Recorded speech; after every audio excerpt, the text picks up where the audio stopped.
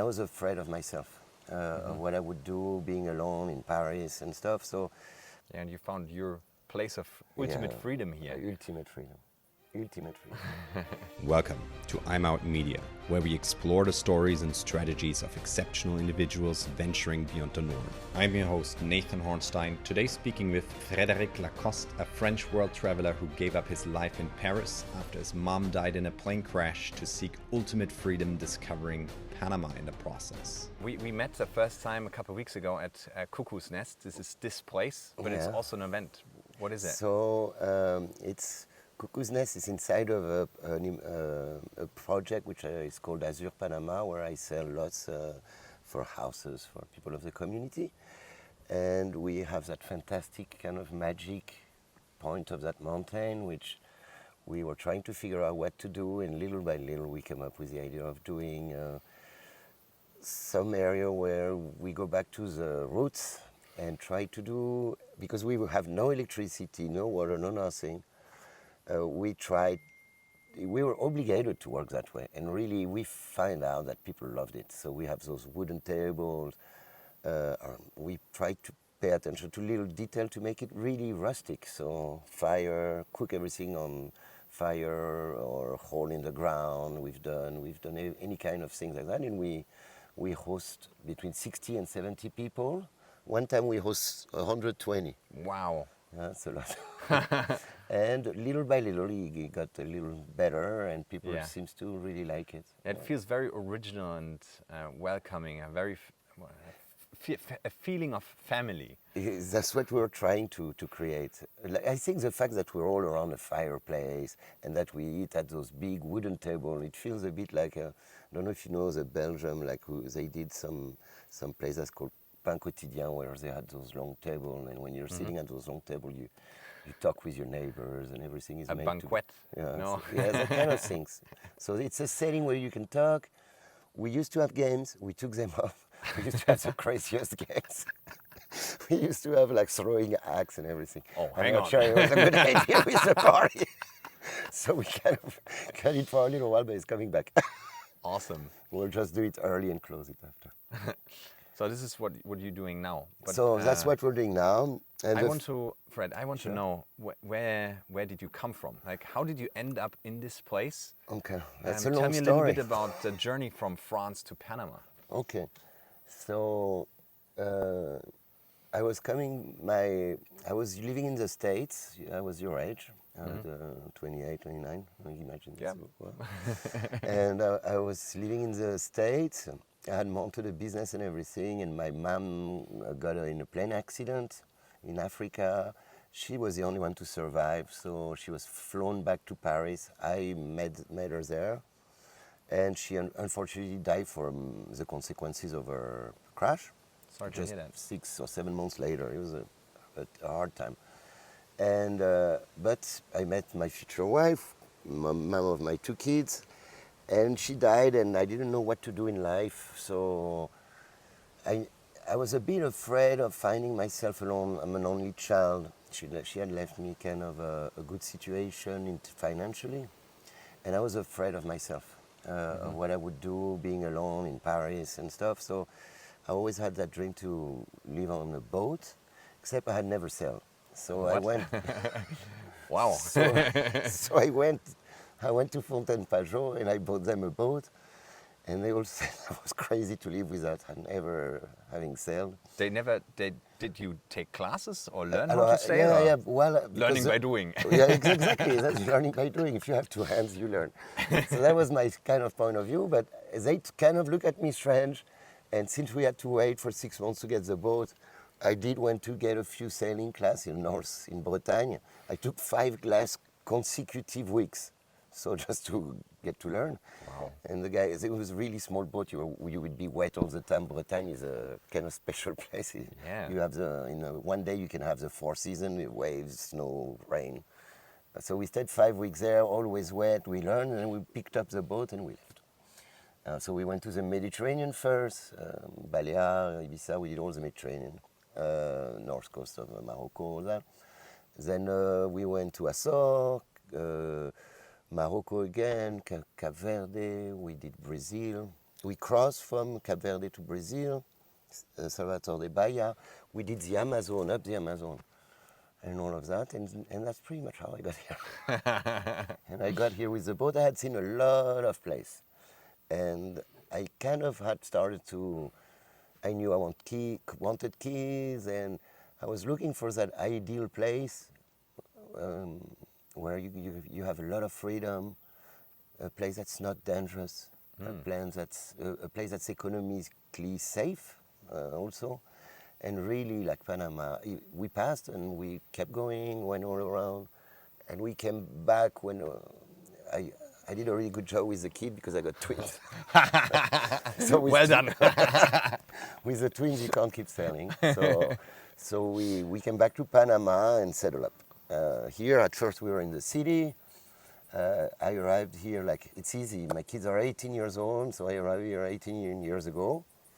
They're Panamanian, French and Swedish, because my ex-wife is Swedish.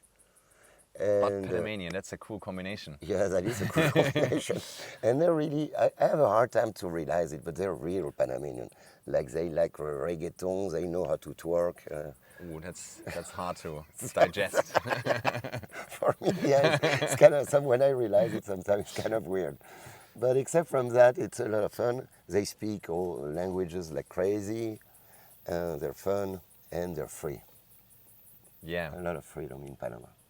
So how- when I arrived, I first sold my boat, bought apartment, sold apartment. At that time, like Panama was a really good place to invest the capital. I bought a lot of properties in Casco Viejo. You could buy property for $30,000. What? It was unbelievable. But it must have been a Building. crazy place as well, right? Yeah, It looks a bit rough around the corners now. And It people was tell me- extremely rough against the corner, more than rough. Like one of the building I bought was on the ocean, a property on the ocean, and every time I would go there, police would tell me, "No, you can't go there." But I bought that land over there. I need to go. It's mine. So but that's pretty much it. And so I started doing that for many years. And I'm more of a countryside kind of person, so I had bought that land also fairly early. At first I bought around, I don't know if we can see it, but that's Isla Cañas. And You I bought bought the a lot entire of island? land right at the point there Wow. with the idea of doing a marina. Yeah. Because there is no marina in the whole coast, so I bought the land that's around there. And maybe one day I'll do it. So far they haven't given me the permit to do the... Matter of time in Panama. Yeah, I'm impatient. So I'm doing that. The marina I would like to do is on buoys. You know, on buoy, Yeah. so nothing in the water, so no contamination. The boat track outside, so I don't think it would be a problem for the park. And I bought that, and then I bought this, and little by little, growing.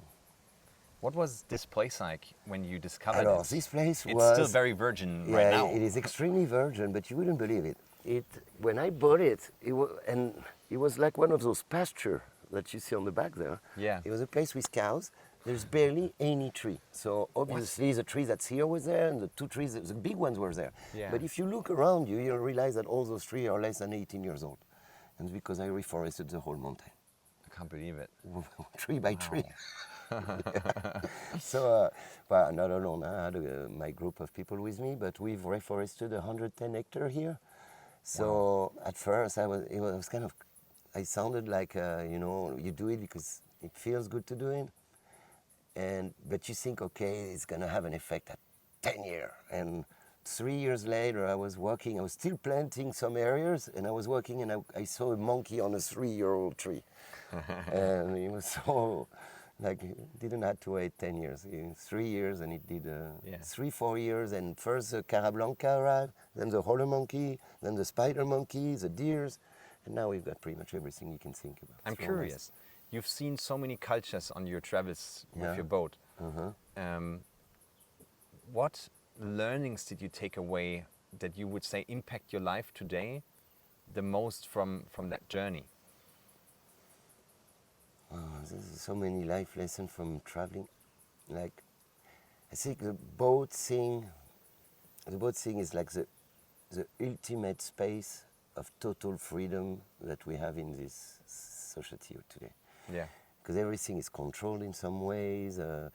regulated and stuff. But when you buy a boat, then suddenly you get access to the last space of freedom. And by that I mean you arrive somewhere, you like it, you stay. You don't like it, you raise your anchor, you move, you go somewhere else. And no, you don't get mail. Now you would. When I did it, you would barely get any. You don't get mail. Nobody can bother you. I mean, you contact people. People don't contact you. So it's kind of a weird thing. I think traveling is the best school because it opens your mind. It creates a personality which is more tolerant. You understand differences, where they come from, the way that we're not all raised the same way, and all this kind of take place in it shapes you a different way. I highly believe we should send everybody travel for a while. It would be good for them. Would solve a lot of world problems. Or everybody. And if you have a company, I think whatever company you have, if you can, if you can allow your employees to travel, I think that's the best thing you can do for them. Yeah. You mentioned freedom a few times. Yeah, freedom is important. Yeah. That's why everybody moves here, I think. How Most did you, people that move here how is did you because experience freedom differently around those cultures and around what? around those cultures that you see? How did you experience freedom differently? Alors, I believe like civilization are at different stage of regulation, and obviously if you live in New York, you have much more regulation than if you live in Ohio, or if you're in Paris compared to Bretagne or something like that. Yeah. And then among developing countries compared to others, you'll also find a varieties of different levels of freedom, and I do believe the world is getting populated. In fact, I don't believe it exists, overpopulated exists. I think it just get more people, and we need regulation to live together. Yeah. So it's an inevitable process, and depending on how a country is in the evolution, there is more or less liberty. If there are more the redistribution of wealth stuff, like I love what that guy said, I forgot his name, it was the Argentinian president. Javier Milei. Javier Milei, he was saying there's a difference between redistribution and kind of capital, right capitalism is on one side you create a justice system, and it's the way you apply this justice system that counts. And it's kind of fair because you apply the same way to everyone as you're supposed to. Yeah. Even though we've got a lot of cases where it's not applied, but that's the idea. And on the other side is we take from the rich and we redistribute, which is totally unfair. And actually is the contrary of equality. Even I'm taking the wrong example, but like socialism, it's just not equality. It's so I think to respond to your question, depending on the culture or country, depending who's in power, what levels they are in their development and everything, you experience different levels of freedom. Yeah, and you found your place of ultimate freedom here. Ultimate freedom. And it's not just that, I think the dollar helps a lot in Panama. It's the safest country I have ever traveled to. I mean, I've heard that a lot of Muslim countries are really safe too, but I think it's kind of, safe as Panama, I find it to be the safest you can get. I mean, obviously you'll have petty crimes and everything, and then right away we'll be on notice because they have nothing to talk about.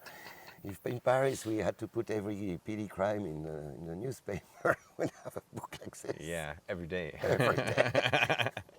And you've been living here. Yeah, I guess you've been out at night. I mean, at night is usually where you see people drunk and misbehaving and stuff like that. I have never seen in Panama in my 18 years, I've never seen people get kicked out by force from a nightclub. And that's unbelievable. That to me, I've never seen it. I always expected in Cusco that there would be like drunk Panamanians beating each other up. Yeah, but never. I've never seen this. I've never seen it. Never seen it. I've never seen a man disrespect a woman or touch her bottom never. Just they have.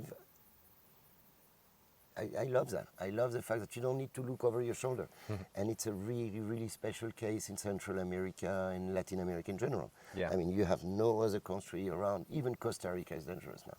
San Jose. But Brazil, you can't wear, I mean, I don't wear a watch, but you can't wear a watch. You have to be aware of everything you wear. You have to walk in the center of the street, look over your shoulder. Trinidad, they kidnap you like there is no tomorrow. Name it. Yeah. It's definitely the safest. You're Maybe- doing some interesting stuff now here at Cuckoo's Nest. Yeah. What's next? Alors, you know what's nice is this, like so growing. So it's going to be a glamping site. It's going to be part of a company that's going to be called the Campanita Collection, which are going to create, to start, 4 camp. And this is the first one. I'm kind of trying to learn in the process. And the idea is to create a féerique ambience. And I hope that's what you've experienced. Like everybody become kids again, you know? That's kind of that's the main idea. I love that idea.